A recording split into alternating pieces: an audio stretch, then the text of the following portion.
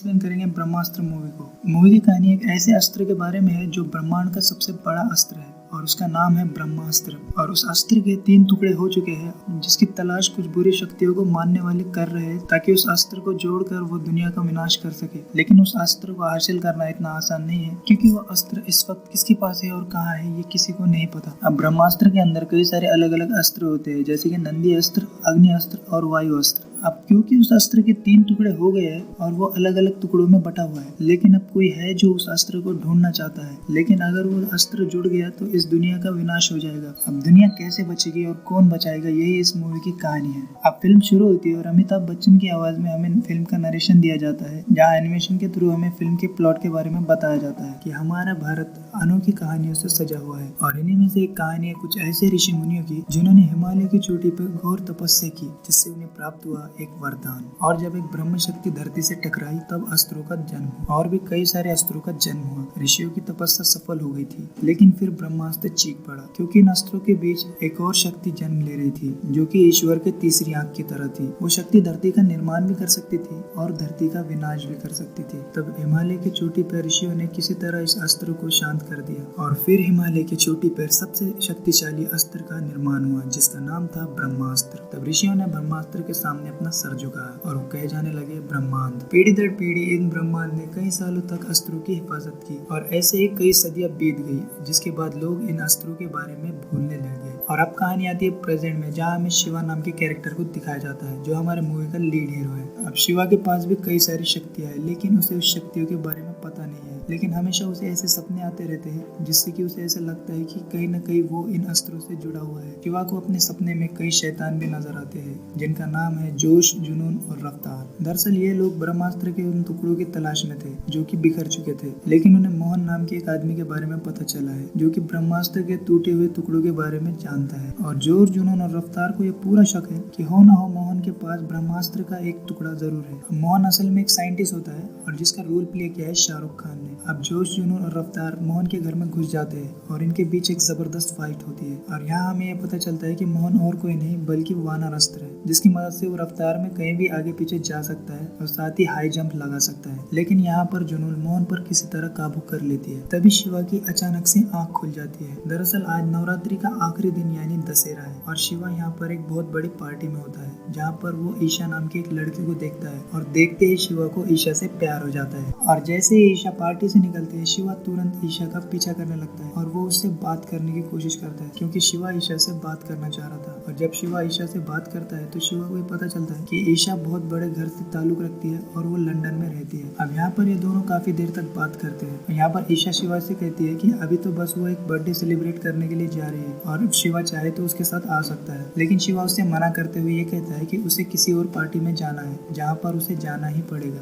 और वो ईशा से कहता है कि अगर तुम चाहो तो तुम मेरे साथ आ सकती हो, ये पार्टी इतनी बड़ी नहीं है लेकिन तुम खुश जरूर हो जाओगी। ये सुन के ईशा उसके साथ आने के लिए तैयार हो जाती है। शिवा उसे एक अनाथ आश्रम ले जाता है जहाँ वो एक बच्चे का बर्थडे सेलिब्रेट करने के लिए आए होते हैं और शिवा भी खुद यहीं से बड़ा हुआ होता है, वो भी एक अनाथ होता है। और यहाँ पर शिवा और ईशा डांस करके बच्चों को खूब एंटरटेन करते हैं। इसके बाद शिवा ईशा को बताता है कि उसके पैदा होने के पहले ही उसके पिताजी गुजर गए थे और शिवा के पैदा होने के 3 साल बाद उसकी माँ भी गुजर गई, जिसके बाद वो इसी अनाथ आश्रम में पला बड़ा और ये बच्चे ही उसकी फैमिली है। अब यहाँ पर शिवा और ईशा काफी देर तक बात करते हैं और अब ये दोनों एक दूसरे को पसंद भी करने लगते हैं। लेकिन तभी शिवा को वापस से फ्लैशबैक आने लगते हैं जहाँ पर उसे जोश, जुनून और रफ्तार दिखाई देते हैं जो कि अभी भी मोहन के घर पर मौजूद थे। और यहाँ पर जोश, जुनून और रफ्तार को ब्रह्मास्त्र का एक टुकड़ा मिल गया था, लेकिन उन्हें तीनों टुकड़ों के बारे में पता करना था। पर मोहन उन्हें एक ही टुकड़े के बारे में बताता है और इससे पहले कि जोश, जुनून और रफ्तार उससे कुछ और पूछ पाते, मोहन छत से कूद जाता है और आत्महत्या कर लेता है। अब अगले दिन शिवा ईशा से मिलता है और वो उसे सारी बातें बताता है। वो उसे बताता है कि मैंने सपने में मोहन नाम के एक आदमी को देखा जो कि साइंटिस्ट था, लेकिन अब वो मर चुका है और अखबार में ये न्यूज आई है कि उसने सुसाइड कर लिया है। लेकिन उसने सुसाइड नहीं किया है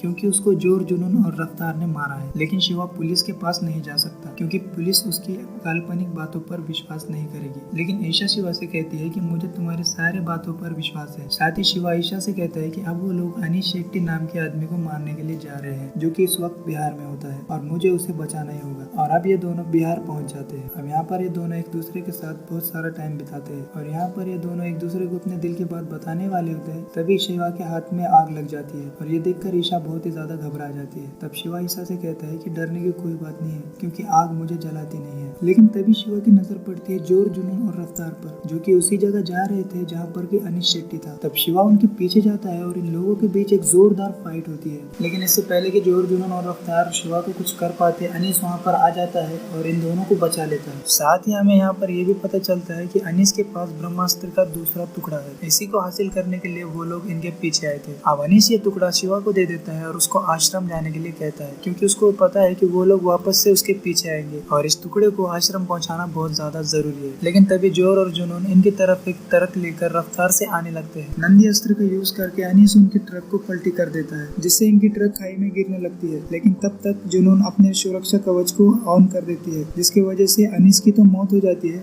लेकिन वो लोग बच जाते हैं। इधर दूसरी तरफ रफ्तार शिवा और ईशा की कार का पीछा कर और वो काफी रफ्तार से इनकी गाड़ी को चेस कर रहा था और साथ ही उसके पास मोहन का वानर अस्त्र भी था जिसकी मदद से वो काफी लंबी छलांगे लगा सकता था। रफ्तार काफी देर तक उनका पीछा करता है लेकिन आखिरकार शिवा उसे एक खाई में गिरा देता है और किसी तरह आश्रम पहुंच जाता है। अब यहाँ पर ईशा और शिवा एक दूसरे को अपने प्यार का इजहार कर देते हैं। अब आश्रम का गेट लगा हुआ था तो शिवा आश्रम का गेट फांद कर दूसरी तरफ चला जाता है लेकिन ईशा अभी भी गेट के बाहर ही थी। तभी हम देखते हैं कि रफ्तार अभी मरा नहीं है, वो अभी भी जिंदा है और रफ्तार ईशा को मारने ही वाला होता है। तभी शिवा के पास कुछ शक्ति आ जाती है और शिवा रफ्तार को आग से जलाकर मार देता है और ये सब होते हुए आश्रम के गुरुजी देख लेते हैं और गुरुजी समझ जाते हैं कि उनके यहाँ पर एक नई शक्ति आई है। लेकिन गुरुजी को यहाँ पर यह भी मालूम है कि शिवा अपनी शक्तियों से पूरी तरह अनजान है, उसे अपनी शक्तियों को यूज करना भी नहीं आता और उसे इस सारी बातों के बारे में बताना पड़ेगा। साथ ही उसे अपनी शक्तियों को इस्तेमाल करना सिखाना पड़ेगा। तब शिवा गुरुजी से कहता है कि उसे इस लड़ाई में नहीं पड़ना, वो ईशा से बहुत प्यार करता है और उसके साथ खुश रहना चाहता है और इन सब चीजों से बाहर निकलना चाहता है। तब गुरुजी शिवा से कहते हैं कि अगर वो अपने माता पिता के बारे में जानना चाहता है तो उसे यहाँ पर रहना पड़ेगा और अपनी शक्तियों का इस्तेमाल करना सीखना पड़ेगा। तब ईशा को वापस भेज दिया जाता है क्योंकि अब शिवा की ट्रेनिंग शुरू होने वाली थी। अब यहाँ पर गुरुजी को ये पता होता है कि शिवा के पास अग्नि अस्त्र है लेकिन उसे उसका इस्तेमाल करना नहीं आता। लेकिन जब भी शिवा प्रॉब्लम में होता है अग्नि अस्त्र अपने आप सामने आ जाता है। अब दूसरी तरफ हम जोर को देखते हैं जो कि ईशा के पास पहुंच जाता है। दरअसल वो ईशा से आश्रम की लोकेशन जानना चाह रहा था और उसके पास नंदी अस्त्र भी था जो कि उसने अनीश शेट्टी से लिया। लेकिन ईशा के पास कई सारे प्रोटेक्टर होते हैं जिससे कि वो बच जाती है। अब ईशा पे हुए अटैक का शिवा को एहसास हो जाता है जिसके बाद वो ईशा के पास कॉल करता है लेकिन ईशा उससे बताती है कि वो बिल्कुल ठीक है। तब ईशा पे हुए हमले को देखकर और अपने साथ हो रहे घटना को देखकर शिवा अपनी शक्तियों के ऊपर काम करना शुरू कर देता है और उसे ये एहसास हो जाता है कि अब उसे इस लड़ाई को लड़ना ही होगा। और अब शिवा आग के गोले बनाकर अपनी शक्तियों का इस्तेमाल करना सीखने लगता है और अब शिवा पूरी तरीके से अपने पावर को यूज करना सीख जाता है। तब गुरुजी उसे सारे अस्त्र के बारे में बताते हैं और उनका क्या यूज है वो भी बताते हैं। सबसे पहले वो नंदी अस्त्र के बारे में बताते हैं जो कि अनीश शेट्टी के पास था। उसके बाद वो वानर अस्त्र के बारे में बताते हैं जो कि मोहन भार्गव के पास था और गुरुजी के पास प्रभा अस्त्र होता है जो कि एक तलवार की तरह था। अगला अस्त्र है गजास्त्र जो कि फ्री फायर के ग्लू वॉल की तरह होता है। अगला अस्त्र है नाग धनुष जो कि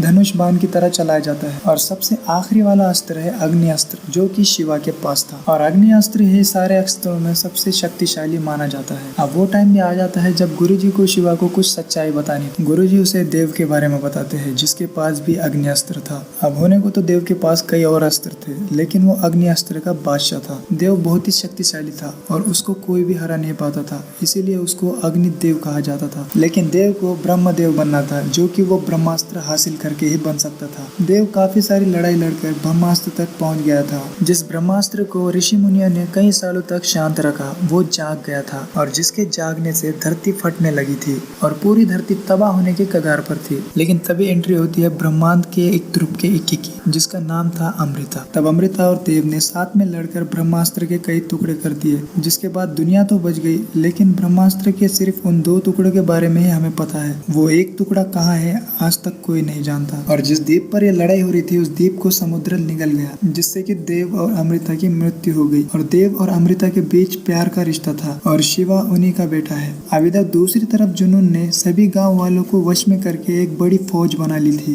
अब इनका एक ही मकसद होता है कि इन्हें जल्द से जल्द आश्रम का पता लगाना है और जैसे ही उन्हें आश्रम का पता चलेगा वो वहाँ पर हमला करके उन बचे हुए ब्रह्मास्त्र के टुकड़ों को हासिल कर लेंगे। अब खुद की सच्चाई जानने के लिए शिवा जुनून की वो माला पहन लेता है और जैसे वो माला पहन लेता है वो एक अलग ही दुनिया में चला जाता है जहाँ पर उसे एक बहुत बड़ी मूर्ति नजर आती है। और इससे पहले कि शिवा और कुछ पता लगा पाता जुनून को उनके बारे में पता चल जाता है और वो उन्हें ढूंढने के लिए निकल पड़ती है। लेकिन यहाँ पर गुरुजी अपने प्रभास्त्र से उन सभी को रोक लेते हैं और तुरंत ही आश्रम पहुंच जाते हैं। और जब ये लोग आश्रम आते हैं तो